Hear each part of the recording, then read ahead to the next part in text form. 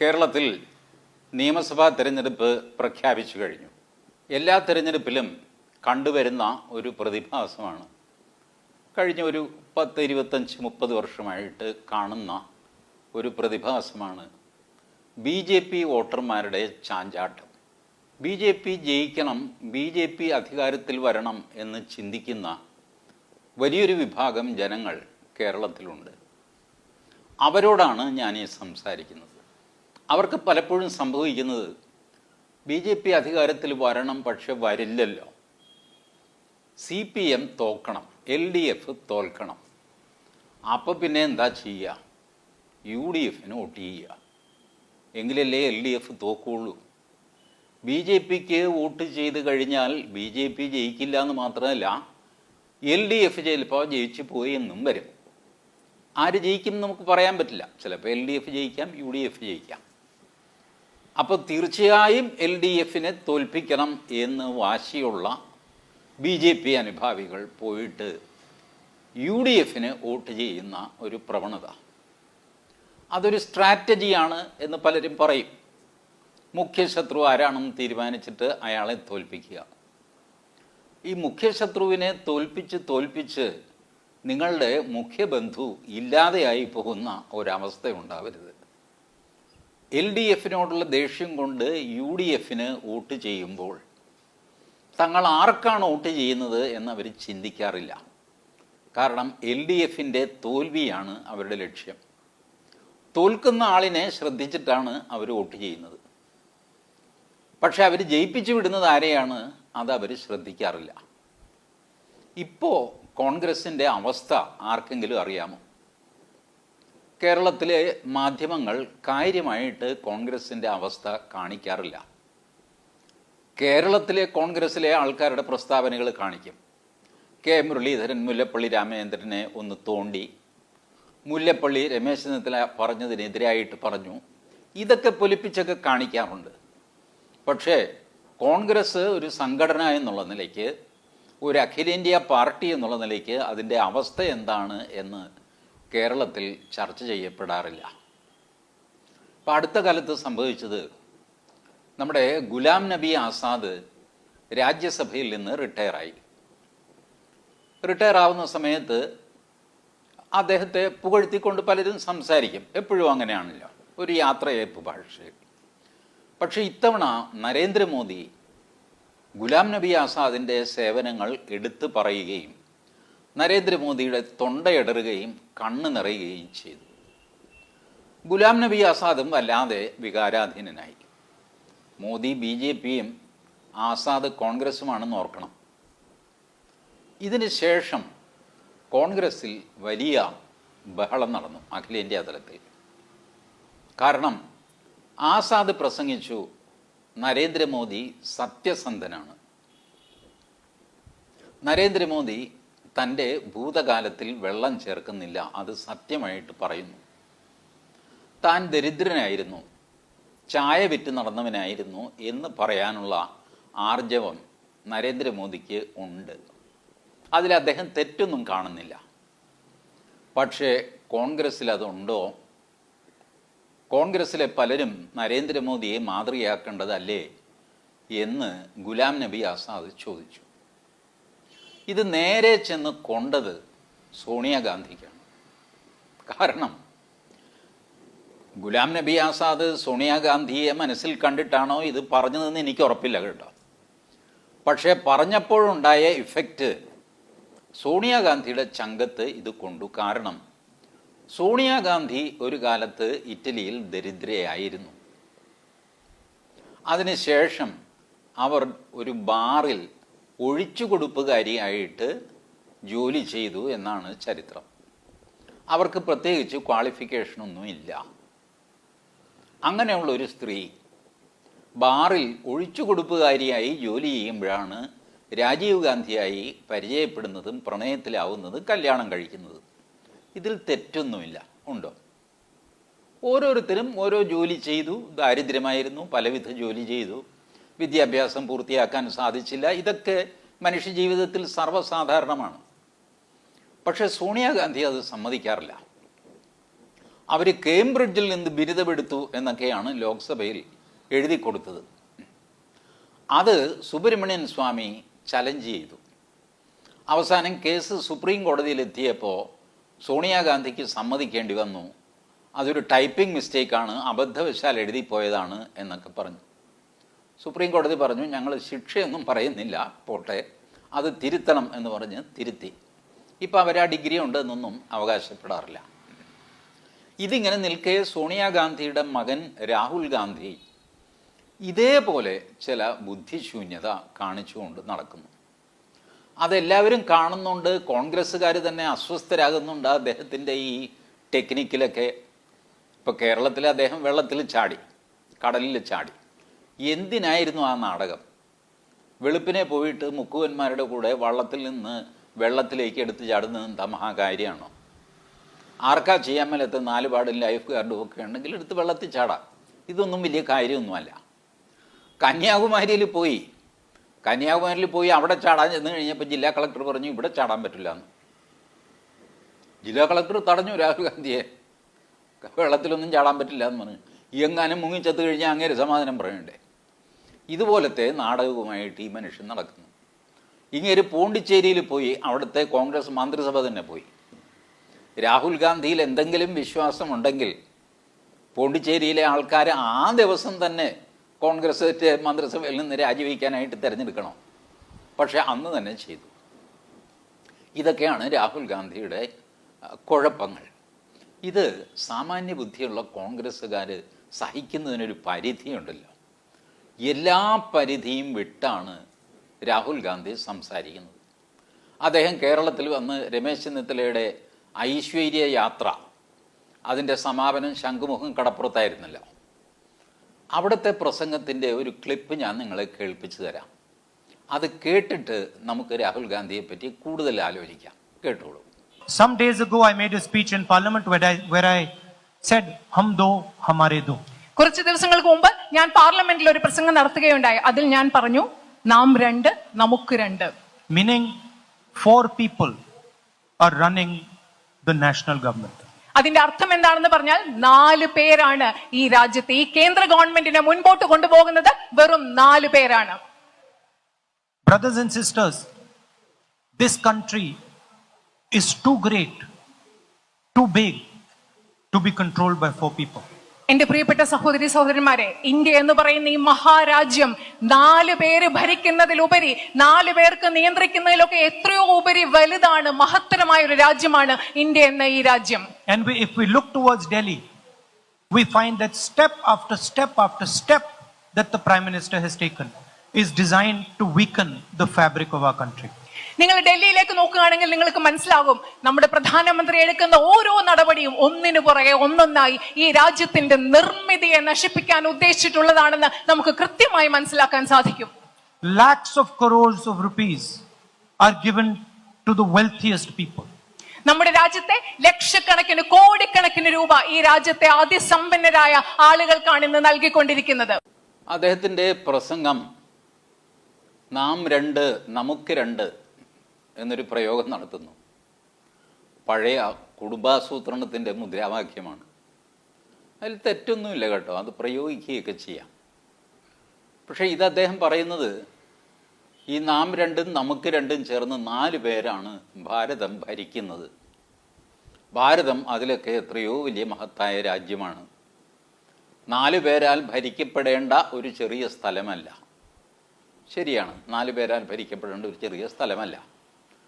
പക്ഷേ ആരാണ് ഈ 4 പേർ എന്ന് അദ്ദേഹം പറയുന്നില്ല.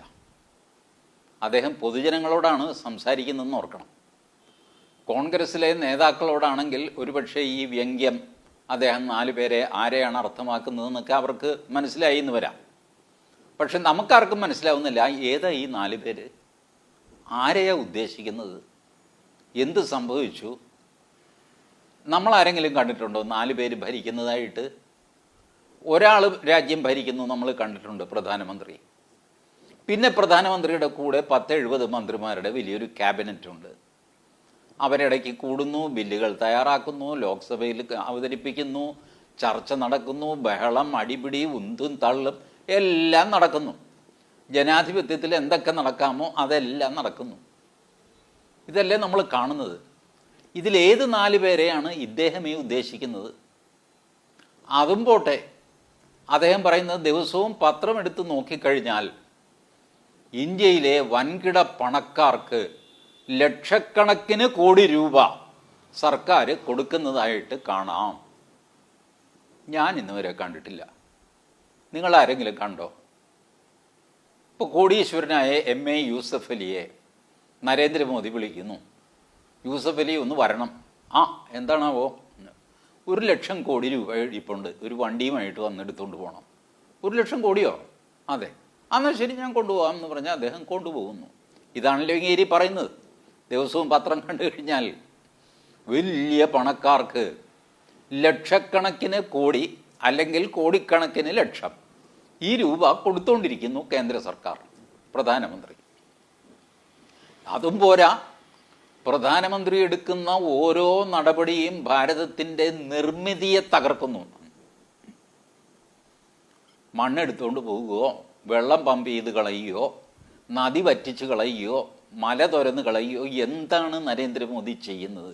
കാര്യം പറയണ്ടേ?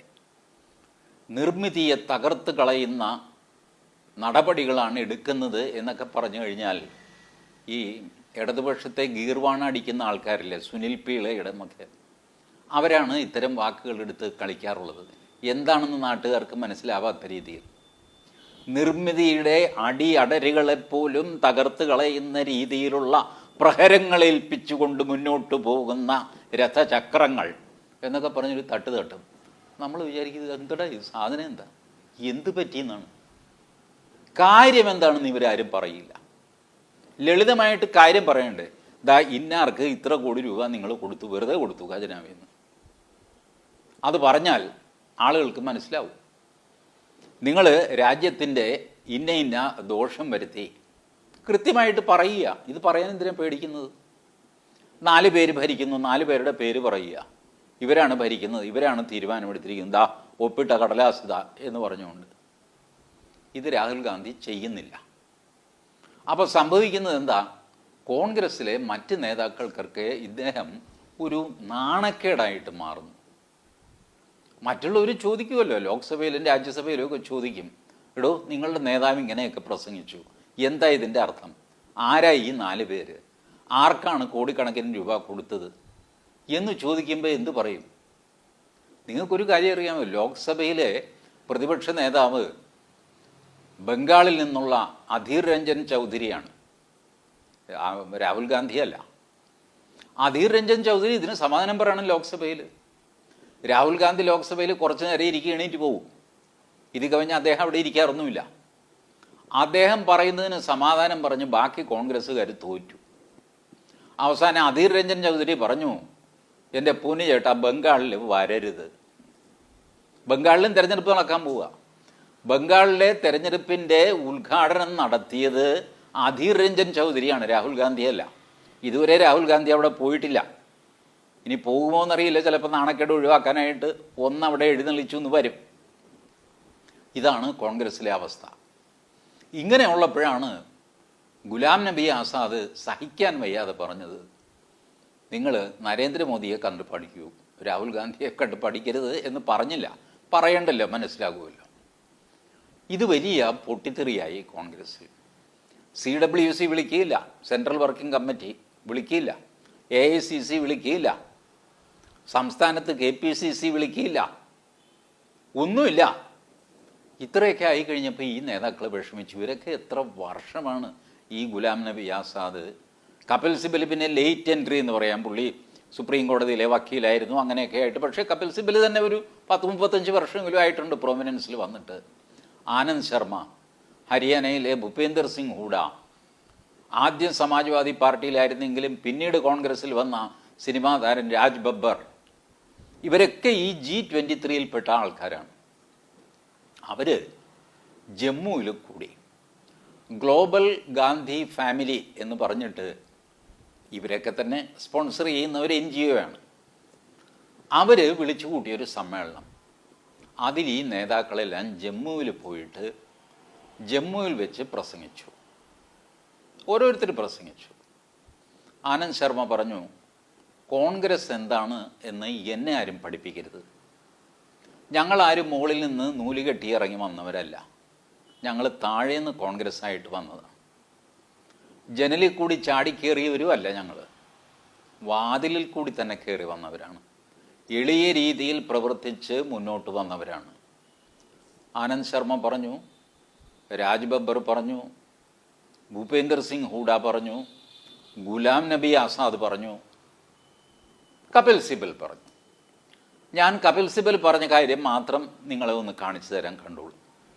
और जब ये लीडर ऑफ ऑपोजिशन थे, मैं आपको सच्चाई की बात करता हूं कि टेलीफोन जब ये किसी भी नेता को करते थे तो सुबह इनके यहां सभी नेता आकर मीटिंग करते थे.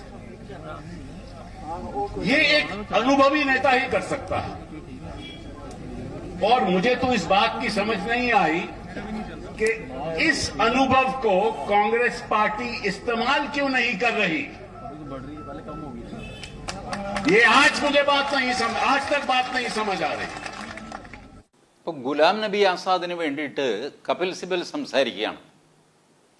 എന്തുകൊണ്ട് ഗുലാം നബി ആസാദിൻ്റെ പ്രവർത്തന പരിചയം കോൺഗ്രസ് മുതലെടുക്കുന്നില്ല? അത് ചെയ്യണമല്ലോ. വർഷം എത്രയായി ഗുലാം നബി ആസാദ് പ്രവർത്തിക്കുന്നു. ഏതെല്ലാം സ്ഥാനങ്ങളിൽ മന്ത്രിയായിട്ട് പാർട്ടിയുടെ പല സ്ഥാനങ്ങളിലൊക്കെ പ്രവർത്തിച്ച ആളാണ്. ഇദ്ദേഹം പറയുന്നത് ഗുലാം നബി ആസാദ് പ്രതിപക്ഷ നേതാവായിരുന്നപ്പോൾ ദിവസവും രാവിലെ ഫോൺ ചെയ്ത് എല്ലാവരെയും സ്വന്തം വീട്ടിൽ വിളിച്ചു വരുത്തി അന്ന് ലോക്സഭയിലോ രാജ്യസഭയിലോ നമ്മൾ എന്താണ് ചെയ്യാൻ പോകുന്നത്, എന്താണ് പറയാൻ പോകുന്നത്, ഒരു ധാരണയുണ്ടാക്കിയിട്ടായിരുന്നു പോയിക്കൊണ്ടിരുന്നത്. ഇത്രയധികം ജനാധിപത്യ മര്യാദയിൽ പ്രവർത്തിച്ചുകൊണ്ടിരുന്ന ഒരാൾ സഡൻലി കോൺഗ്രസിൽ ആരുമല്ലാതാകുന്നു. ഇപ്പോൾ രാജ്യസഭയിൽ നിന്ന് ഗുലാം നബി ആസാദ് പുറത്തിറങ്ങി. ഗുലാം നബി ആസാദിന് ഒരു സ്ഥാനവുമില്ല, ഒന്നുമില്ല. ഗുലാം നബി ആസാദ് പറഞ്ഞു, മേ ആസാദ് ഹോ ഗയാ, സ്വതന്ത്രനായി എന്ന് പറഞ്ഞു. അതിന് വേറൊരു അർത്ഥം കൂടെയുണ്ട്. ഞാൻ ഇതുവരെ അടിമയായിരുന്നു. ആരുടെ? സോണിയാഗാന്ധിയുടെയും രാഹുൽ ഗാന്ധിയുടെയും. ഇപ്പോൾ ഞാൻ സ്വതന്ത്രനായിരിക്കുന്നു. ഇതൊക്കെയാണ് കപിൽ സിബൽ സൂചിപ്പിക്കുന്നത് ആ പ്രസംഗത്തിൽ. വളരെ ദീർഘമായ പ്രസംഗമാണ്. അതിൻ്റെ പ്രസക്തമായ ഒരു ഭാഗം ഞാൻ എടുത്തന്നേ ഉള്ളൂ. അപ്പോൾ ഗുലാം നബി ആസാദിനെ പോലെയുള്ള ഒരു നേതാവിനെ വരെ അവഗണിക്കുന്ന സ്ഥിതിയാണ് കോൺഗ്രസ്സിലുള്ളത്. ഈ നേതാക്കളെല്ലാം ഇങ്ങനെ ജമ്മുവിൽ പ്രസംഗിച്ച് കഴിഞ്ഞിട്ടും കോൺഗ്രസിൻ്റെ ഭാഗത്തു നിന്ന് വലിയൊരു പ്രതികരണം ഒന്നും ഉണ്ടായില്ല.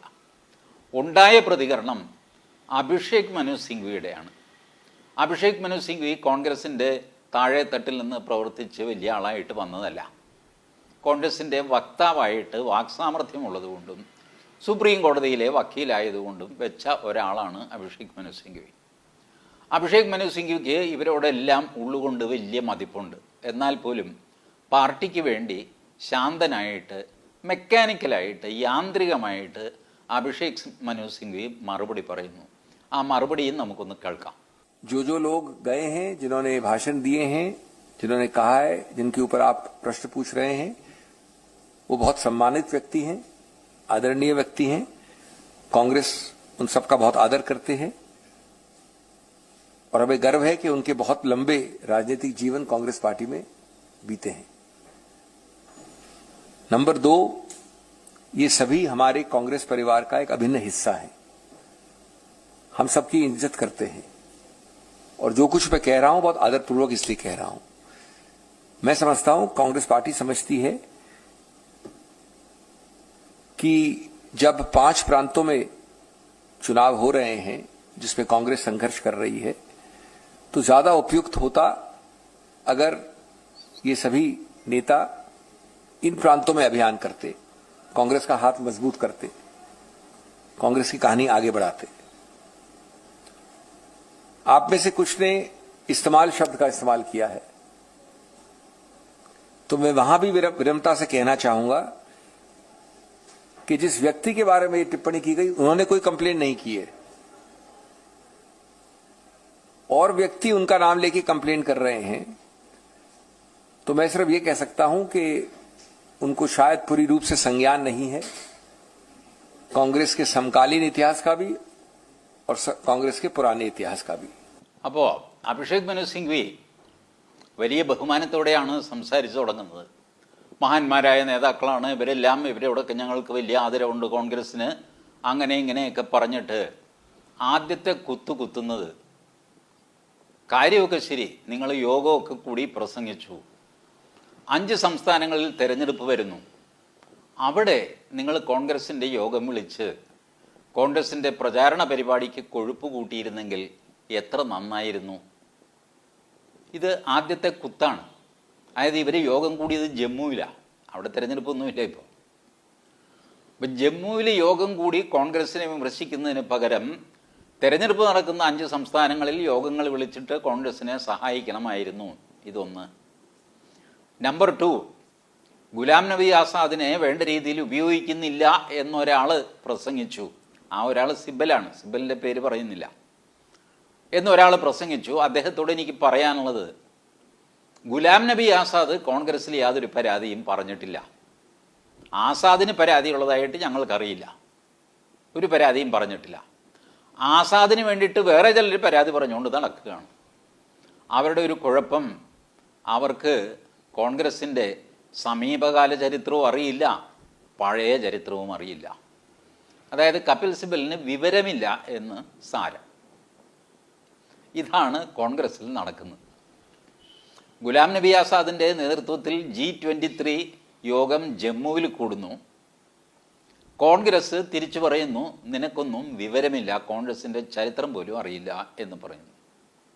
ഇതാണ് കോൺഗ്രസിൽ ഇപ്പോൾ നടക്കുന്നത്. അവിടം കൊണ്ട് തീർന്നില്ല. ജമ്മുവിൽ തന്നെ ഗുലാം നബി ആസാദിൻ്റെ കോലം കത്തിച്ചു കോൺഗ്രസ് പ്രവർത്തകർ. നിങ്ങൾ അതും ഒന്ന് കണ്ടിരിക്കണം, കണ്ടോളൂ. कांग्रेस के वरिष्ठ नेता गुलाम नबी आजाद के खिलाफ लग रहे ये नारे और कोई नहीं बल्कि कांग्रेस के कार्यकर्ता लगा रहे हैं। आपको बता दें कि कुछ दिन पहले कांग्रेस के वरिष्ठ नेता गुलाम नबी आजाद ने प्रधानमंत्री नरेंद्र मोदी की तारीफ में कहा था कि प्रधानमंत्री मोदी को पता है कि उनकी असलियत क्या है।